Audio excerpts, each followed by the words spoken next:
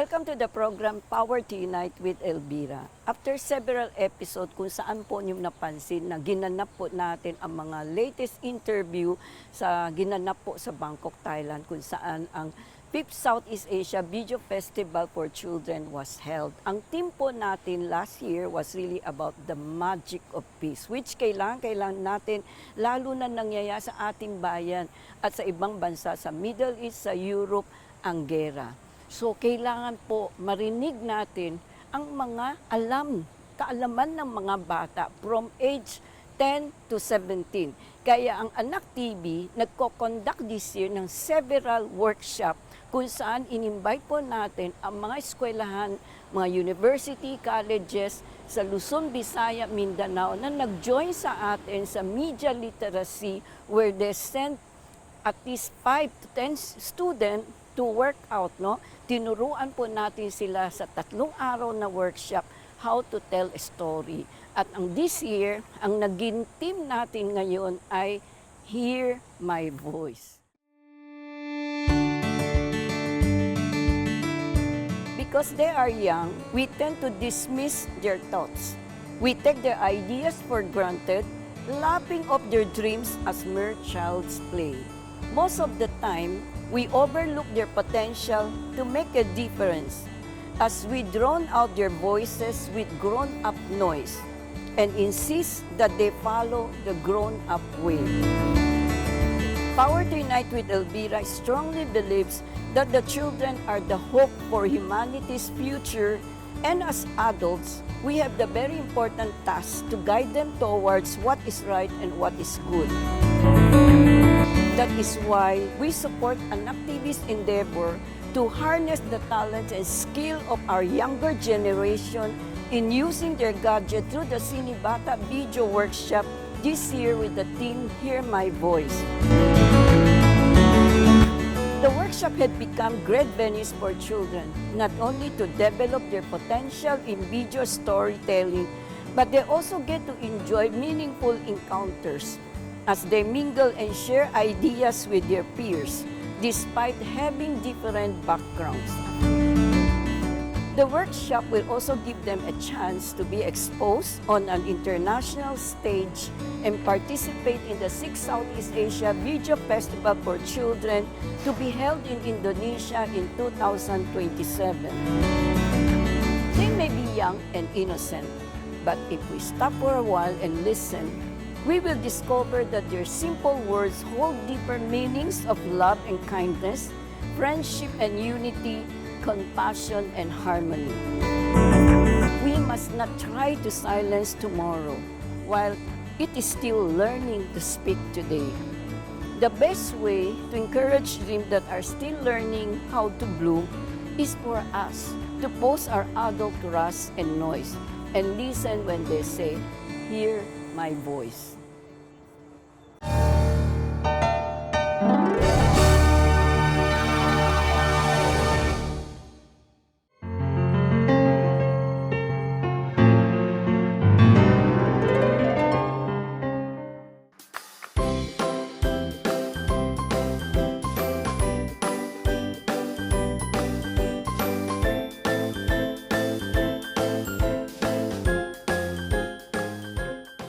Ipapakilala po namin itong grupo na saan first time na nag-attend sa unang ginanap na video workshop for children dito po sa Popayus kung saan sa United Nations natin, and they were really very sabihin natin welcoming, no, na nakaroon tayo ng isang magandang lugar kung saan itong mga bata really you will be impressed with what they had shared with us. Sino-sino sila.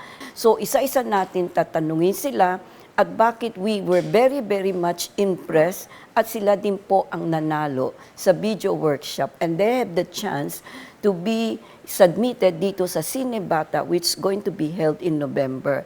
Pag nakapasa po sila sa category na yung kung saan sila mag-join sa Cinebata, they will go to Indonesia. So maybe you introduce yourself, your name, your age, anong school kayo, no, anong grade kayo, okay?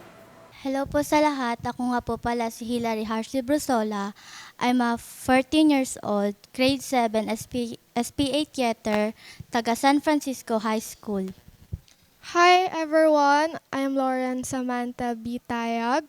I'm 13 years old and I'm SPA theater student from San Francisco High School. And I am Alina Pangan Valdez, for 13 years old, and SPA Theater from San Francisco High School po. Hi everyone, my name is Altea Nicole and Kada. I'm 7 SPA Theater from San Francisco High School. Hello everyone, my name is Serenity V. Moneba and my age is 13 years old. I am a SPA theater student and from San Francisco High School. Okay, namangha ako sa inyo kasi you were very young. 14, 12, 13, tama. And you mentioned, because ang pagkaalam ko, sa San Francisco High School, this is a high school, pero may minention kayo, SP Theater. Is this a different kind of group, especially? Ang SPA Theater po ay isang grupo na nagpapakita ng galing ng talento sa stage na pinapakita po namin ang aming mga talento ng paggawa ng isang pelikula sa mismong stage. Yun po. So, ibig sabihin, itong high school pa lang, sa grade ninyo, grade ano ito, 6, 7? 7 po. 7, meron na kayong ganung course? Na special course na SP Theater where the talented o only a chosen few? Chosen lang po, kasi na lang po yung gustong sumali. Tapos pero po kasi kaming grades na hanggang sa 85 above lang po yung pwedeng sumali. So mailan kayo member dito? To be honest po, 8 lang po kami sa theater namin kasi bagong bukas lang po ang aming yung program po na yon kasi ilang taon po namatay ang theater sa school namin. Kaya po kami po yung new generation na maglalagay din po ng history sa school namin. Is this considered a course? Isang course o special course lang? Curriculum lang po. Isang curriculum. Okay. So, paano nyo nalaman na magkakaroon ng video workshop training dito sa Anak TV? How did you come to know about it? Tungkol po kay Sir Kit, si Sir Kit po ay isang teacher namin sa SPA Theater. Nagpapasalamat po kami sa kanya dahil kung hindi po sa kanya, wala po kami ngayon dito. Malaki po talaga ang nabigay sa aming potential ng activity na to. Kasi when you mention SP Theater, ang pagkaalam ko kasi dito yung art, yung acting, right? Yung whether nasa stage play kayo or what. So this is the first time kakaiba. Because ano yung natutuhan nyo? What did you see the difference between yung training nyo, yung course na ina-attend nyo dito sa SP Theater, dun sa isang 2 days workshop ninyo? Maybe one of you can answer. What did you see the difference? For me po, yung difference, sa theater po kasi we're doing it live. Meaning po, mag-acting kami sa stage mismo, sa harapan po mismo na kapag umakting po kami, wala nang reshoot, wala na pong ganun, wala na pong uulit. Pero po kasi dito parang meron pong parang about siya sa camera, about po siya. Parang natutunan po namin, parang balang araw po pwede po namin siya magamit kapag kailangan namin gumawa ng pelikula. So, yun po yung difference. Stage, gagawin po siyang live and gagawin po siya sa camera. Yun po yung Kasi difference. ang pagka-aware ko, pag nasa stage kayo, bibigyan kayo ng script, may memorize nyo, i-acting nyo, tama. But in this workshop, it's totally different kasi yung know-how nyo, yung talent nyo, kasi it's more of a storytelling. Do you think nakatulong yung experience nyo sa stage, sa theater, dito sa workshop na ito? That's why you can come out something beautiful to be the winner of this year?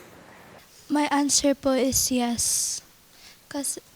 Kasi po, yung tinuturo po sa amin ni Sir, like yung pag-memorize po ng script, pag-improvise po, nagagamit po namin po yun dito.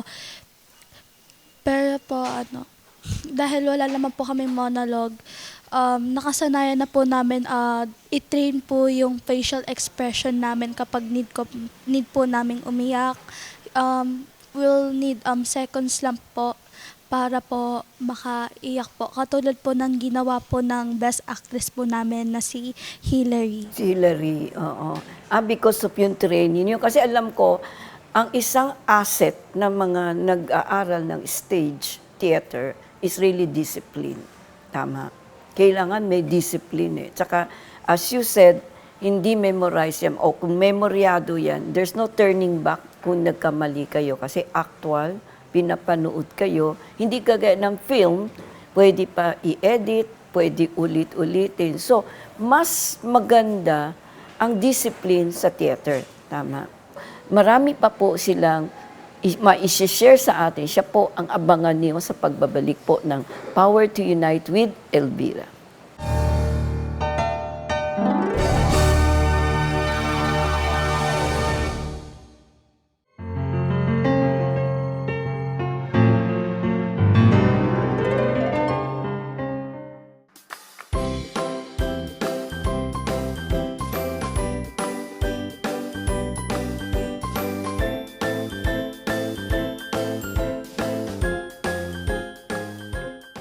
So, nung nalaman ninyo na are you willing to join, aware ba kayo sa ginagawa ng Anak TV? What is this all about? Meron na ba kayong idea?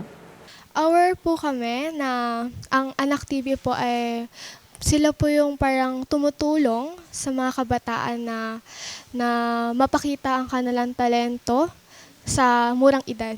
Yun po yung parang kahit we're 13, 14, 12, napapakita po namin na kaya po namin na dahil tulong po ng Anak TV.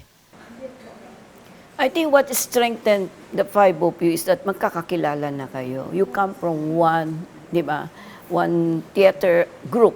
So more or less, it's easier to communicate with one another. Anong gagawin natin? So ngayon, Hillary, kasi ang team ninyo, alam natin this year is Hear My Voice, di ba? So you were able to understand what will you share to us, bakit itong team nyo, Pieces of Dream, ang napili nyo. Who conceptualized the idea? Actually po si Kada po, tapos si Lawrence po. Yung iniba din po ni Lawrence yung iba po para maintindihan po ng iba.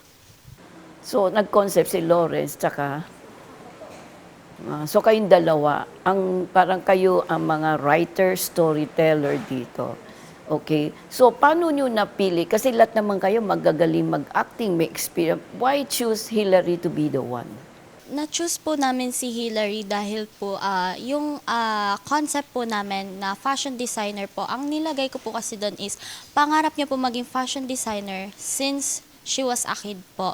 So napili po namin siya dahil po sa younger Face po. Opo, younger face po and sa height po. And alam po kasi namin na mas kaya po niya i-act po yung pagiging bata po na fashion designer po na pangarap niya po since she was a kid po. Kasi po kahit po tignan nyo po,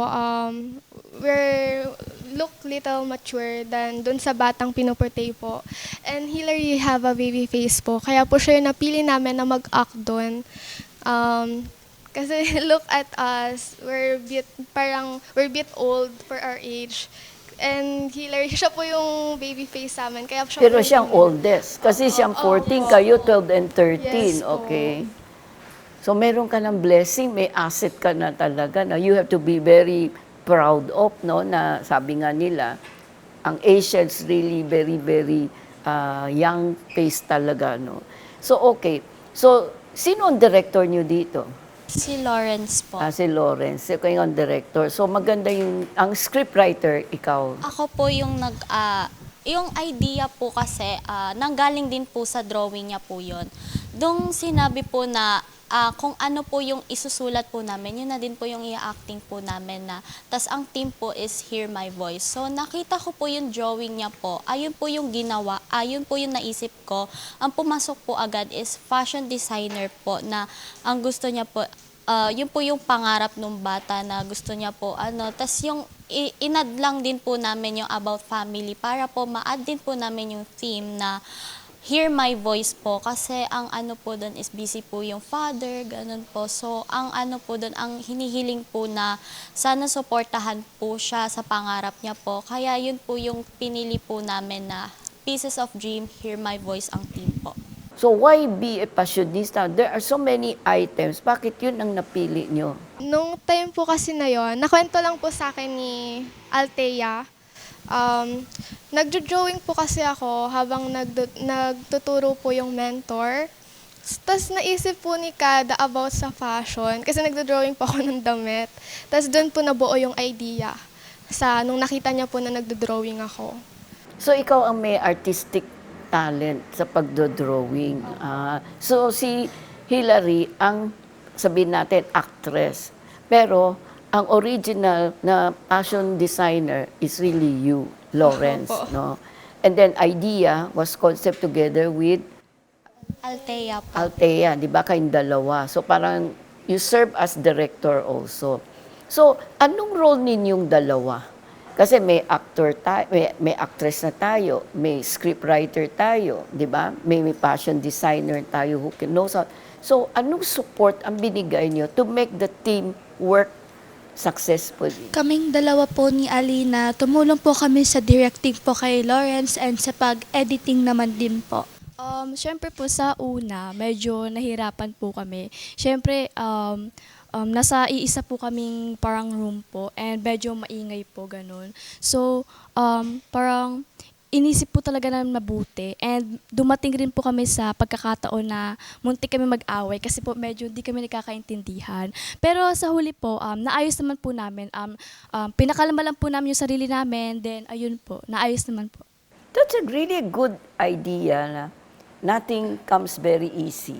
Talaga along the way, differences of opinion, differences of idea will always emerge. But to make it work, sabi mo, you agree, magkalma tayo. Kasi you realize kung mag-aaway kayo, walang mapupuntan itong project na ito. Tama? So you were able to see teamwork is very, very important. Di ba?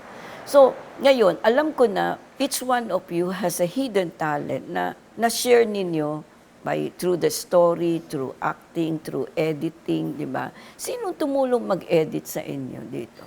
Si Ma'am Eden po, our mentor po. Magpapasalamat po ako sa kanya. Sobrang bait niya po at sobrang galing niya. Hindi po siya nagalit sa amin kahit medyo makukulit po kami. Super bait po. So, pero sino nag-edit sa inyo, tapos gina-guide lang kayo? Kami dalawa. So meron din kayong awareness kasi ang training na binibigay sa inyo is to discover what you have and how to enhance it. How to, sabihin natin, develop it. Doon yung makikita, ay, kaya ko pala. Pwede pala ako maging editor. Pwede pala ako maging actress. Pwede pala ako maging writer, no? So, doon natin nakikita, nadidiscover yung meron kayo na hindi nyo sometimes ma-share. At hindi rin kayo aware na kaya ko pala, di ba? So dito, na-discover nyo, you have something to be proud of, something that you can share and work together. So Hilary, kasi ikaw ang best actress, you were very convincing, no? Kasi napanood ko nung tapos na, so I saw yung pagturo sa inyo, Act 1, Act 2, Act 3, nagawa nyo. It should be very simple, easy to understand. Hindi naman kailangan verbal eh. Ang importante dito is yung mata expression, yung facial expression, yung gesture ng hands, yung story, no? Pero napaganda, itutuloy natin, alam po natin, napakagaling na bata from 12, 13, 14 years old. Sila po ang winner dito sa video workshop, first video workshop ng Anak TV.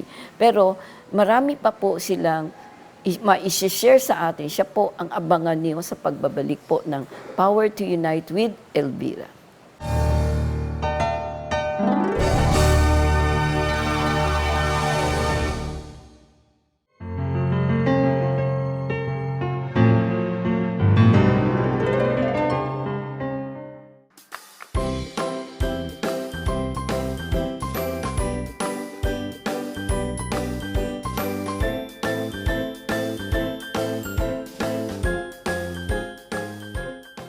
very important ang listening for you to voice out what you want us to hear. Tama?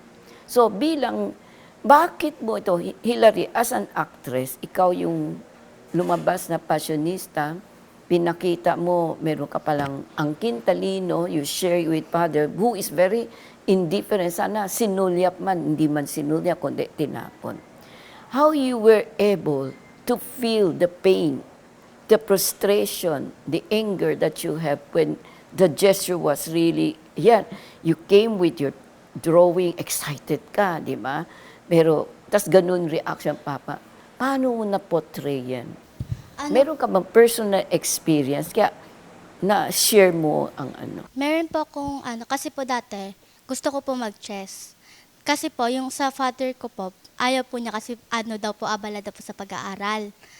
Pero po, yung mother ko po, pinursure niya po si Papa para pumayag po na sumali po ako sa chess at maging varsity din po ng player. So, yung yung nangyari po sa akin, parang iniisip ko po na what if kaya na na yung parang kunwari chess po yung ginagawa ko. Tapos yung ginagawa ko lang din po na parang real din po, na kunwari po wala pong camera, so makaka-act po ako na mabuti. Tapos ma-feel ko po kung ano din po nangyari sa akin, but different fashion po.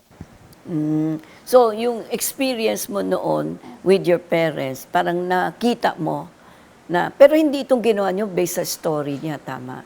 It just comes out na it happens. Parang siguro indirectly, are you aware of each other concern? O let's say, aware na ba kayo kung ano yung mga pinagdaanan nyo for you to come up with, this is it, itong final decision? Meron ba kayong pag-uusap, ganitong gawin natin? To be honest po, hindi lang naman po sa amin ni Kada nanggaling, parang hindi lang naman po kami ni Kada yung nagsulat talaga. Kasi nagtatanong po kami ng question na, ano bang gusto nyo, ganyan? Gusto nyo ba, anong pangalan, ganon? Nagtanong po kami hanggang sa nabuo po yung story. So parang siguro po, based on our own experience po yung nangyari dun sa character namin. Okay. So, ang magandang lesson na nakita natin, aside from teamwork, you communicate with one another, and then to be effective actor-actresses, yung nahango sa kanyang personal experience. Kaya, Hilary was able to express yung kanyang role, di ba? At yung maganda isa pa na sinabi ninyo, nagtanong-tanong kayo, which is dapat lang. When you don't know something, huwag kayo mahiya, huwag kayo matakot to ask kasi it's for your own good. Diba? So, sana nagustuhan po ninyo ang episode namin. Hanggang sa muli dito po sa programa ng Power to Unite with Elvira. Unite, bless her now with heaven's grace. May her days be crowned with mercy. Till we see to face. Power to unite. Today we thank you for the gift her life has spun. Glory be to God the Father through the Spirit in the Son.